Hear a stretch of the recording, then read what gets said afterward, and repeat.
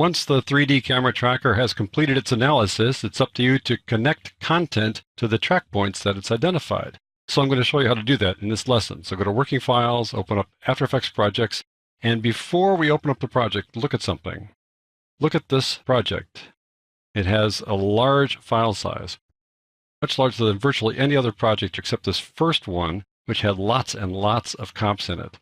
Down here, it's a fairly large file because it's full of data that the 3D camera tracker has gathered. That's why it's so large. Well, let's open that up. The goal here is to add text to the vineyard and add some stained glass windows to these buildings, much like this. Here's the text, and there's the stained glass. So we'll go to the vineyard first because it's a little bit easier to deal with.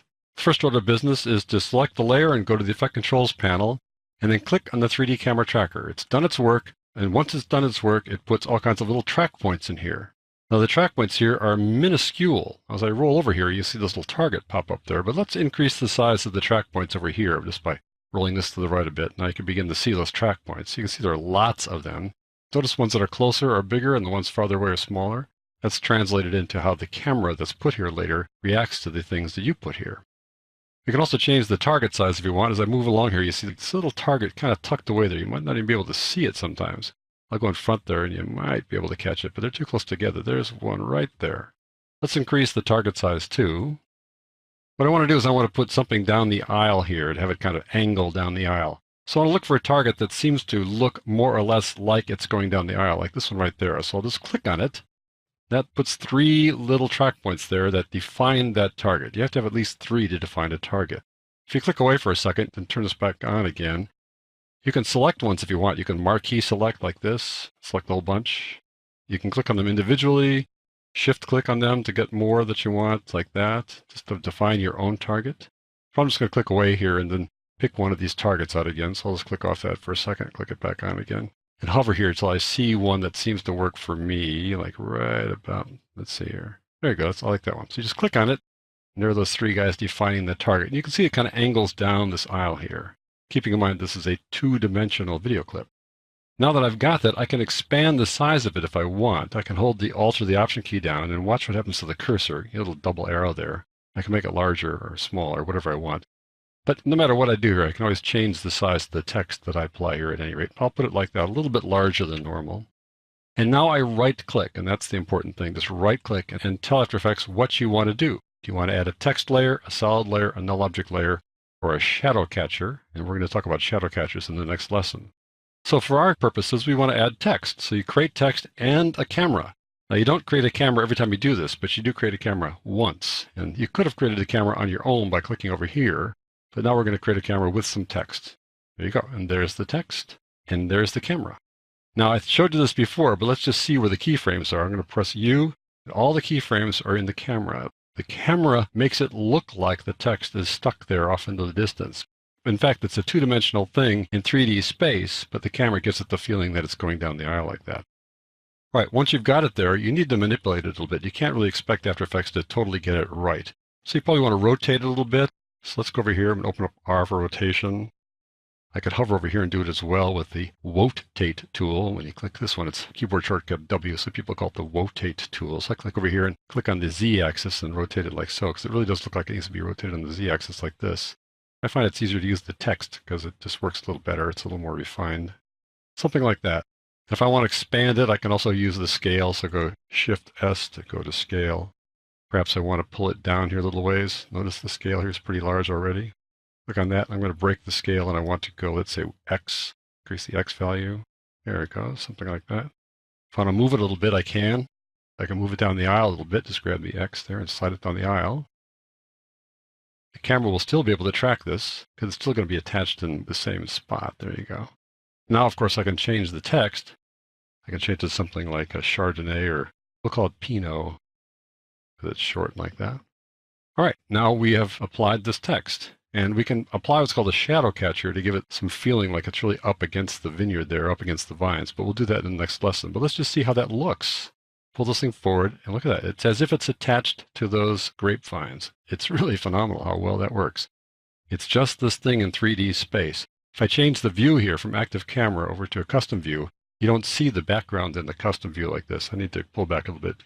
Controller Command minus. So it's just a layer in 3D space. If I go to a side view, for example, let's go over to this left view, click on that layer to see it, or is it way off there in space in terms of where it is in 3D space and how the camera will react to it?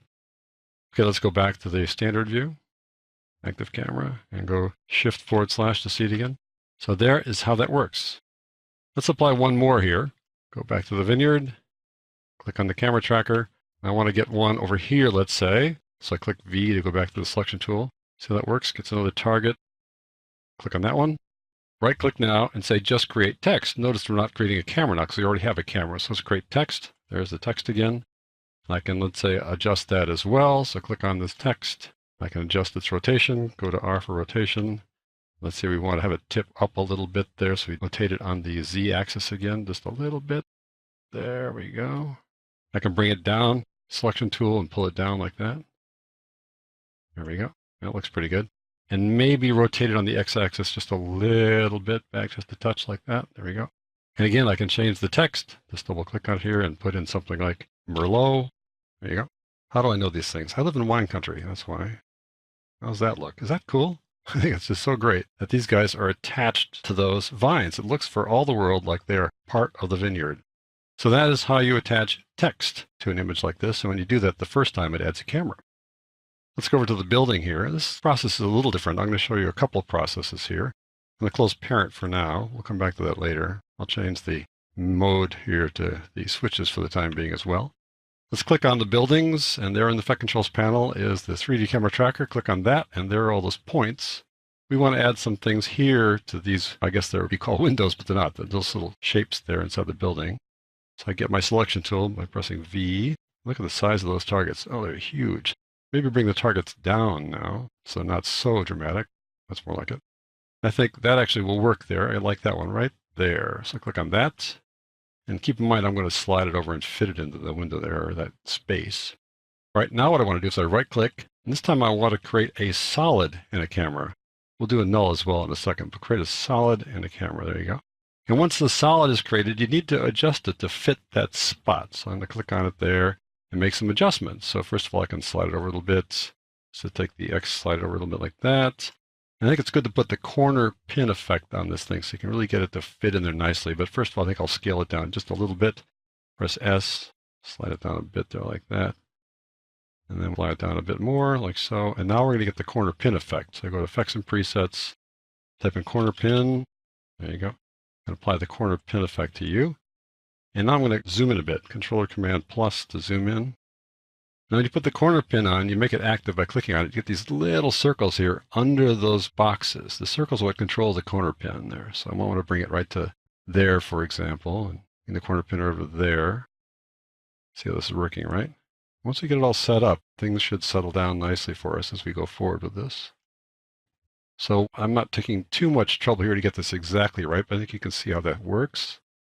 Now I have the corner pin in there. And I think we got it settled down nicely. All right, let's just go forward and see how it looks there. We're going to move along here. See how it sticks, even when the camera kind of bounces around? It's doing pretty well. It's sticking pretty well.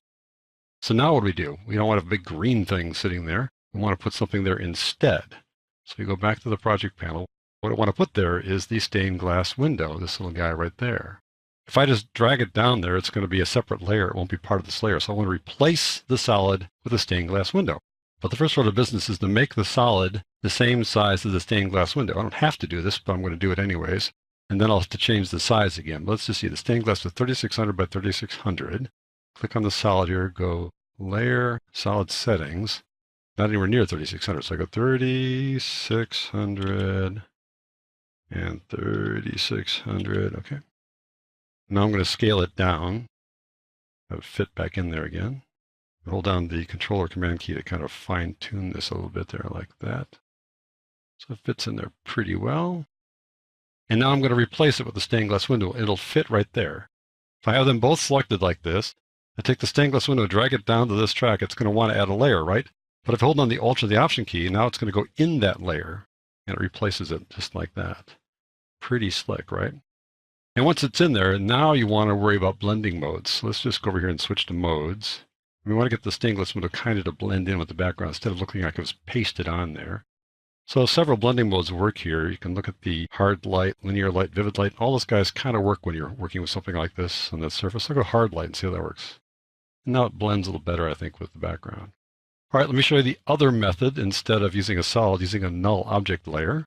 So let's go back here to the building, keeping in mind again that the only thing with any kind of keyframes here is the camera. It's almost like magic, right? So I go back to the buildings, click on Effect Controls panel, click on this guy to get those little points active and go to this window here. I want to pull back a little bit so I can get a better view of this thing. Okay, there you go. Something like that works. Click on that. Right click again and say create null this time.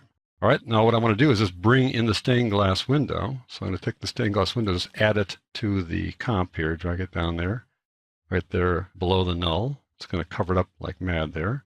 Now I want to connect that to the null. So I go over here and right click and go columns parent. I want to connect that to the null.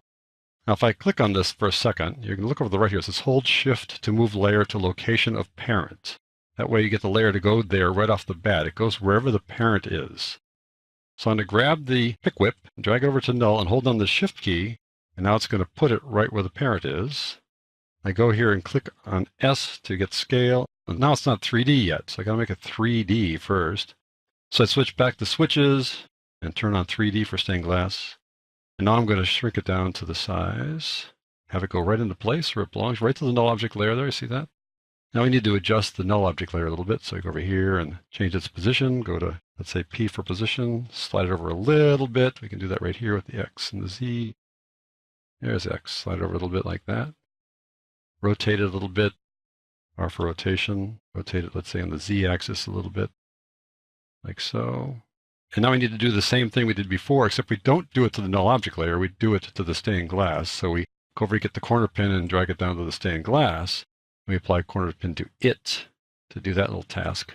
So I'm going to go a little closer, Controller Command Plus to go in there. Slide over a bit so I can get a better look at this little corner pin guy there. Get it up there for that little spot there. Get the corner pin over here, down to the corner here. A little less responsive when you're working with something attached to a null object layer than working with it directly. Hold down the space bar and go down here. One more to go here. We'll drag that up a little bit farther. Oh, we got it. So we're kind of going through this rapidly here, but I think that's going to look pretty good. Shift / to pull all the way out. Let's add a blending mode for that. So switch back to modes here. Blending mode for this stained glass. We'll have that be something like vivid light. Other one here was what? Hard light? There you go. So now I get vivid light and hard light. They both look fairly similar. We'll click away to get those guys to stop having their arrows there. Now let's move forward and see if these guys actually stick there. How about that? Is that not great? And of course, if you want to do this all the way to the end here, you want to add the third one there to fill it up. Maybe in the fourth and the fifth if you want to go nuts. Even the ones down here as well. Go for that as well. But I think you can see how that works. We were able to get things to stick to the scene using text, a null object layer, and a solid, and then swapping the solid with the thing we want to put there instead. And it doesn't have to be a still image. You can put video there as well. So that, folks, is how you add content to these little track points created by the 3D camera tracker.